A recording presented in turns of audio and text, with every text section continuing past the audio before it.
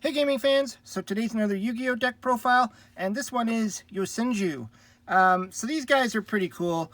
They focus a lot on being able to swarm the field, and they do it differently because they focus really on normal summons versus special summons. So, we can utilize some good cards for this. I have done this deck in the past, but it's obviously been modified due to the ban list and just changing some cards around. So let's get to the build. So, for the first card, we have 3 of the Yosenju, comma 1. So this one is if this card is normal summoned, you can immediately after this effect resolves, normal summon 1 Yosenju monster from your hand, except Yosenju comma 1. So he can't normal summon copy of himself, essentially. And then if you control another Yosenju monster, you can target 1 face-up card your opponent controls and return it to the hand. This effect can only be used once while this card is face-up on the field, and then during the end phase, if this card was normal summoned, you return it to the hand. So then at this point, they kind of act like spirit monsters, where if they were normal summoned, they bounce back to your hand. So you got to utilize that and take advantage of the fact that you won't have your monsters on the field during your opponent's turn. So then we have 2 of the number 2. I like to just play this guy in 2 because, his effect is okay. He's the same idea. When you summon him, you can normal summon again. Like, they all have that, double summon effect. And this card can attack your opponent directly, but when it does, using this effect, the battle damage is inflicted to your opponent is halved. So, I mean, it can do a direct attack, but it's 1800 and it gets cut in half. So, it's okay. It's just there for another 1800 body that can summon and swarm the field. And then we play 3 of the number 3. This one's kind of neat. Same idea. When you normal summon them, you get to double summon another one. And then when another Yosenju monster you control inflicts battle damage to your opponent, you could add 1 Yosenju card from your deck to your hand, except a copy of himself. So that's really cool because it's a card and not just a monster. So you can grab whatever you need. It could be a spell, trap, monster, whatever, as long as it has Yosenju in its name. So really cool. He's a little bit smaller. He's 1500 attack, but the other 2 are fairly big, 16 and 18. So, it makes sense. Then I'm playing 2 of the Sujics. I think that's how you say that, Sujic. So he's similar to like a hand trap, I guess. During your end phase, if this card was normal summoned this turn, you can return it to your hand. So same idea, or you return it to your hand. You can. And then you can only use the effects of Yosenju Sujic once per turn. During either player's damage step, when a Yosenju monster you control battles an opponent's monster, you can discard this card. That monster you control gains 1000 attack till the end of the turn. So it's similar to like an honest effect. And then you could target 1 Yosenju monster in your field. It gains 1000 attack till the end of this turn.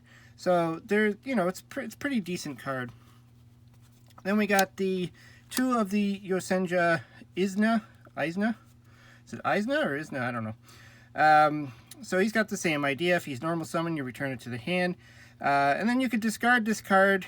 This turn, your opponent cannot activate cards or effects when a Yosenju monster is normal summoned or special summoned. And if you control another Yosenju monster, you can draw a card. So, got 2 great effects there going on. Again, kind of in your hand. You wouldn't normally summon him to the field unless you really needed to push through with that 800 attack. Then we got a tribute monster, which is Yosenju Myzac. So at the start of the damage step, if this card battles a face-up non-wind monster, you can destroy that monster. When this card is pendulum summoned, you can target 1 card your opponent controls and destroy it. During the end phase, if this card was special summoned, return it to the hand. So he's kind of a little bit different. If you normal summon him, he sticks around. But if you special summon him through the pendulum summon, he gets an effect, but then he bounces back to your hand, which is still good. And that's probably what you're going to do. You're probably going to pendulum summon him. Then we got these 2 guys here. Yosenju Oyem. It's kind of a neat effect. When your opponent's monster declares a direct attack, you could send one Yosenju monster from your hand to the graveyard, except him, to special summon this card. Then you could use this effect of whatever his name is once per turn. At the start of the damage step, if this card battles an opponent's face-up monster, you can make this card's attack and defense become equal to the original attack of the opponent's monster it is battling until the end of turn. When this card is destroyed by battle and sent to the graveyard, you can add one Yosenju card from your deck to your hand. So basically, it'll probably stop your opponent's attack, because if they do attack it, it's going to become equal to its attack of the attacking monster and destroy it, and then this is going to go to the graveyard, and then you're going to get a card out of it. So probably make your opponent think twice of attacking it. It's really just kind of a stall measure. Then we get into our pendulum scales. So we got Yosenju, whatever that is, sinchu L.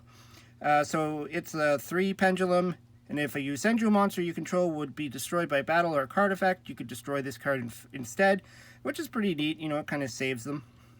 Or if you do summon this to the field, if this card is normal summon, change it to defense position, which is pretty beefy, 2100. Your opponent cannot target Yosenju monsters you control with card effects except this one. So, I mean, they can't, you know, do any strange tricks to your other Yosenju cards. So the other two we got is the R. And this is a scale of 5. Once per turn, if you have a Yosenju card in your other pendulum zone, you can make this card's pendulum scale become 11.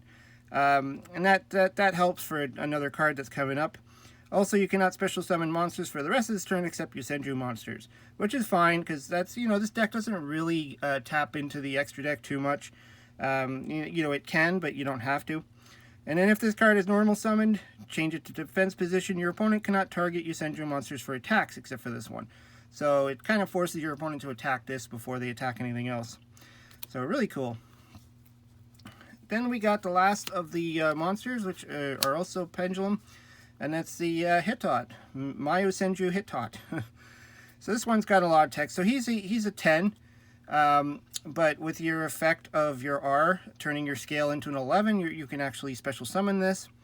And then you can target one Yosenju card in your pendulum zone for the rest of this turn.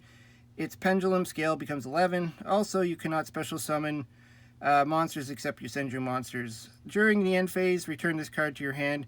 You can only use the effect, the pendulum effect of this once per turn. So, you know, it's okay. Again, it could turn the scale to 11 if you have 2 in your hand. Cannot be special summoned except by a pendulum summon. If this card is normal or special summoned, you can target one card your opponent controls, return it to the hand. Each time a card on the field is returned to the hand or main deck by a card effect while this card is on the field, all Yosenju monsters you currently control gain 500 attack. Once per turn, during the end phase, if this card was special summoned this turn, return it to the hand.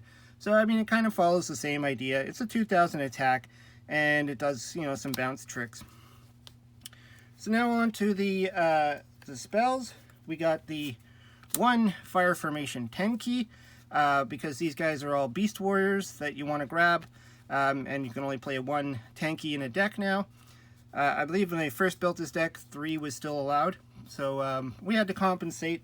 So I'm trying out these ones here, the Yosenju Wind Warship.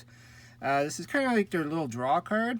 So if you control 3 or more Yosenju monsters with different names, return as many Yosenju monster cards you control to the hand as possible, then draw until you have 5 cards in your hand.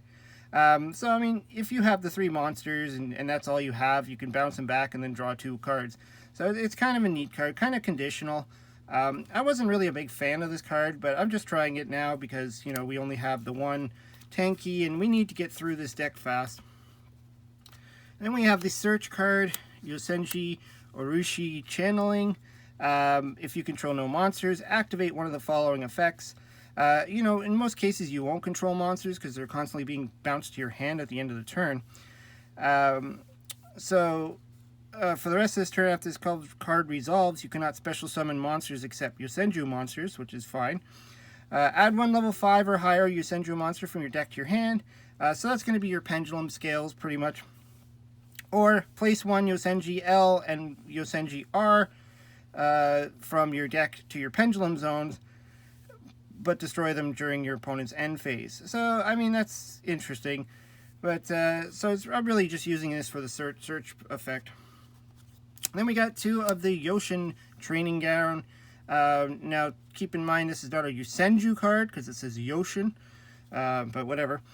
So, each time a Yosenju monster is normal or special summon, place 1 Yoshin counter on this card. You can remove any number of Yoshin counters from this card to apply the effect, depending on the number of Yoshin counters removed. So you can remove 1 counter.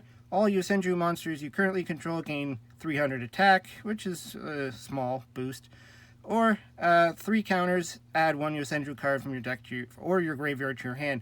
So just a little bit more search power with this. It's a little bit slow, but I mean, this is a slow control deck anyways. This isn't meant to like kill your opponent right away. Then, because, you know, for the traps, because we're never going to have monsters in our hand, or most of the time we won't, let's go with 3 Torrential Tributes. So you could always set this card and just trigger it when your opponent starts to special summon and put stuff onto the board. And it will have no effect for you because your monsters should be safely in your hand. Then we have Yosenju's Sword Sting. Interesting trap. If you control no monsters, which most cases you won't control any, reveal up to 2 Yosenju monsters with different names in your hand, then target the same number of face-up cards your opponent controls and return them to the hand. You can only activate 1 Sword Sting once per turn. So pretty much you're just going to bounce away whatever your opponent summons. Or if they play some face-up spells or traps or something, you can bounce those too. Then we got their counter trap, which is the Yosenju's secret move. So we got to play 3 of those. When a spell or a trap card or monster effect is activated, well, you control at least 1 Yosenju card, and all face-up monsters on you control are Yosenju monsters. Negate the activation, and if you do, destroy that card. So, I mean, it's not as good as Solemn Judgment in the fact that it does require some Yosenju stuff on the field, but you don't pay life points or anything to activate it, so, you know, why not? Then, I just thought for the last few cards, just to put in some disruption, goes in match, because you're playing all wind monsters, so each time each player can only control 1 attribute of a monster. Send all face-up monsters you control to the graveyard. So I figured you'd probably either play maybe 3 of these, but I just put 1 in. Then I just put these 2 cards in here, lose 1 turn. I know some people don't like this card. I think it's a fun one. Activate this card only if you currently control no special summon monsters. Most cases you won't. During the turn a monster is special summoned, negate its effect. So any monster that gets special summoned, that turn its effect is negated. And then if an effect monster is special summoned in attack position, change it to defense position. Obviously, it's not going to affect any link monsters, but it will still negate their effect when they hit the field. And frankly, that's what most people rely on, is their monsters' effects to go off. So, I mean, you could go with 3, you know, goes in matches or whatever, or any other traps that just disrupt your opponent. So that's it for the main deck. You know, it's pretty interesting. It's pretty focused. I like the way these guys play. I like how you can just normal summon a ton of monsters and then bounce them all back to your hand. For the extra deck, like I said, I don't think this is really relying on the extra deck a lot. You're probably never going to go into it. But if you do, we have cards like Great Fly, which requires 2 wind monsters, which these are. All wind monsters on the field gain 500 attack and defense. Also, all earth monsters on the field lose 400 attack and defense. If this card is destroyed by battle or card effect, you can target 1 wind monster in your graveyard and add it to your hand. Now, this might happen and it might not. I mean, these cards, these Yosenjus, don't go to the graveyard often, so, you know, it's just in there. We got this guy here, which is, I don't know how to say that. Harbinger, the Desperate Doom Eagle. I don't know. There's a lot of glare here, and it's not readable. But he's 2400. He requires 2 wind monsters as well. Gains 2400 attack while your opponent has no monsters in their graveyard. Quick effect: you can target 1 monster in your opponent's graveyard and shuffle it into the deck. You can only use the effect of the Desperate Doom Eagle once per turn. So it's easier to read in the text there. So yeah, I mean, it's a card that might work and might not. I mean, having him boost up to 48 would be cool. if your opponent doesn't have any monsters in the graveyard. You know, that's what I was thinking anyways. And then we got Lightning Chidori, 2 level 4 wind monsters. When this card is XE summoned, target one set card your opponent controls, return it to the bottom of the deck. And then once per turn, you can detach a material from this card to target one face-up card your opponent controls and return it to the top of the deck. So why not? Why not take advantage of that? Because it is wind monsters. And also with wind monsters, you can actually do Harpy's Pet Phantasmal Dragon, which is just an interesting card. If this card effects can only be applied or resolved while it has Xyz material, this card can attack your opponent directly. Your opponent cannot target any Harpy monsters with effects for attacks during the end phase. Detach one material from this card. But he does require 3 materials, so you know he does stick around for quite a while, and he can really hurt your opponent. And there's not a lot they can do about it. And then for the rest of it, I just threw in some like interesting Xyz monsters like Digusto Emerald, just in case you need his effect, Gaga Cowboy, Abyss Dweller, 101 Arc, and yeah, whatever, Utopia. I mean, you can pretty much play around with the extra deck. This is not really important for the deck.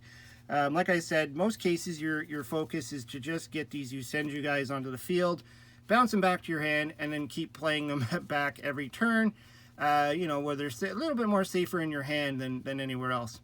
Anyways, let me know what you think. You know, I made a few changes from the last time I posted this deck. So I always like to hear what you have to say. Throw your comments down below. Hope you subscribe. Talk to you later.